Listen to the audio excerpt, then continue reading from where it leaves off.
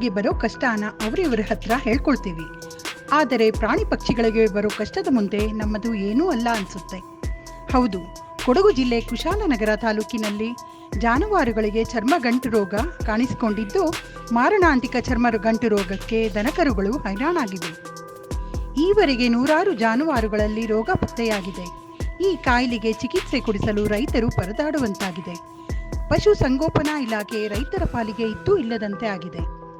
ರೋಗ ಕಾಣಿಸಿಕೊಂಡ ಜಾನುವಾರಿನಿಂದ ಪರಸ್ಪರ ರೋಗ ಹರಡುತ್ತಿದ್ದು, 10 ಜಾನುವಾರುಗಳು ಮೃತಪಟ್ಟಿದ್ದು ರೈತರಲ್ಲಿ ಆತಂಕ ಮೂಡಿಸಿದೆ.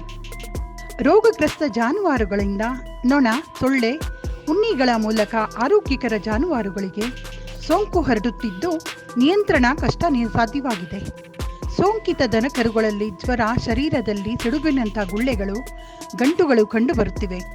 ಹಲವು ದಿನಗಳವರೆಗೆ ಗಾಯ ವಾಸಿಯಾಗದೆ ಹಲವು ಭಾಗಗಳಿಗೆ ಸೋಂಕು ವ್ಯಾಪಿಸಿ ಜಾನುವಾರುಗಳ ದೇಹ ಕುಂದುತ್ತಿದೆ. ಹಾಲಿನ ಉತ್ಪಾದನೆ ಕಡಿಮೆಯಾಗುತ್ತಿದೆ. ಜಾನುವಾರುಗಳನ್ನೇ ನಂಬಿ ಜೀವನ ಸಾಗಿಸುತ್ತಿದ್ದ ಹೈನುಗಾರರ ಬದುಕು ತೀರಾ ಬಡವಾಗಿದೆ.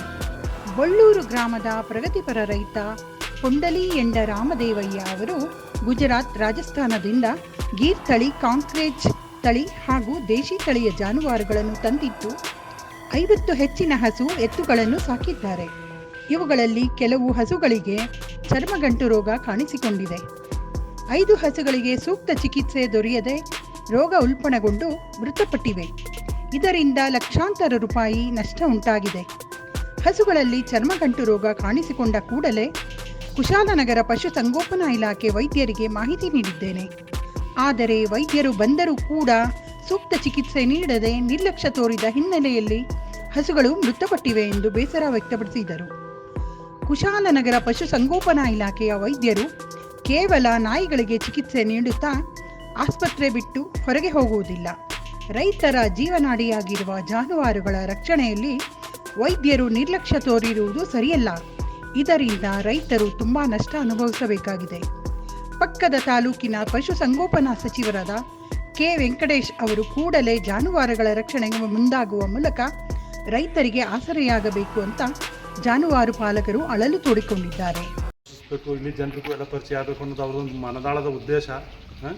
ಉದ್ದೇಶದಿಂದ ಬಂದು ಇದು ಮಾಡ್ತಾ ಇದ್ದಾರೆ. ಅದಕ್ಕೆ ಪ್ರೋತ್ಸಾಹ ನೀಡಬೇಕು. ಜೊತೆಗೆ ಈಗ ಪಶುಸಂಗೋಪನೆಯವರು ಅದ್ರ ಬಗ್ಗೆ ಆ್ಯಕ್ಷನ್ ತಗೊಳ್ಳಿ ದಯಮಾಡಿ. ಇಲ್ಲಂದ್ರೆ ಅವ್ರು ಹೇಳೋದ್ರಲ್ಲಿ ಆ ಥರ ಈಗ ಹೋರಾಟನೂ ಮಾಡ್ತೀವಿ ಅಂತ ಹೇಳ್ತಾರೆ. ನೋಡೋಣ, ನನ್ನ ನಾವೇ ಸಹಕಾರ ನೀಡ್ತೀವಿ ಸರ್. ಅದೇ ಸರ್, ಇವರು ಕುಶಾಲನಗರದಲ್ಲಿ ಟೌನ್ ಪಕ್ಕದಲ್ಲೇ ರಾಮಣ್ಣ ಅವರ ಹೆಸರು ಹುಲಿಯಂಡ ರಾಮು ಅಂತ ಕರೀತಾರಲ್ಲ ಇಲ್ಲಿ ಲೋಕಲಲ್ಲಿ. ರಾಮಣ್ಣ ಅವರು ಅವ್ರದ್ದೇ ಒಂದು ಜಾಗದಲ್ಲಿ ಅವರೊಂದು ಕೊಟ್ಟಿಗೆ ನಿರ್ಮಾಣ ಮಾಡಿ ತುಂಬ ಅತ್ಯುತ್ತಮವಾಗಿ ಪಶುಸಂಗೋಪನೆ ನಡೆಸ್ಕೊಂಡು ಬರ್ತಾಯಿದ್ದಾರೆ.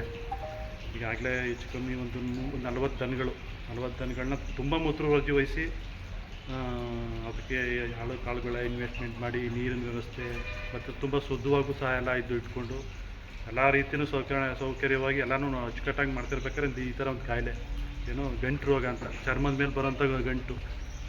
ಅದರಿಂದ ಈಗಾಗಲೇ 3 ಹಸುಗಳು ಸತ್ತೋಗಿದೆಯಂತೆ. ನಾವು ಏನು ರೈತರಾಗಿ ನಮ್ಮ ದನಗಳಿಗೆ ಏನೋ ಸಮಸ್ಯೆ ಆಗ್ಬೋದು ಅನ್ನೋ ಉದ್ದೇಶದಿಂದ ನೋಡ್ಕೊಂಡು ಹೋಗೋಣ ಅಂತ ಬಂದು ಆಲ್ರೆಡಿ ಸುಮಾರು ಹಸುಗಳು ಸ್ಪ್ರೆಡ್ ಆಗಿದೆ. ಯಾರು ಹಾಸ್ಪಿಟ್ಲಿಂದ ಅವ್ರು ಸಹ ಬೇಜಾರೇನು ಅಂದರೆ ಎಲ್ಲಿಂದ ಬಂದು ಯಾರೂ ಸ್ಪಂದಿಸ್ತಾ ಇಲ್ಲ.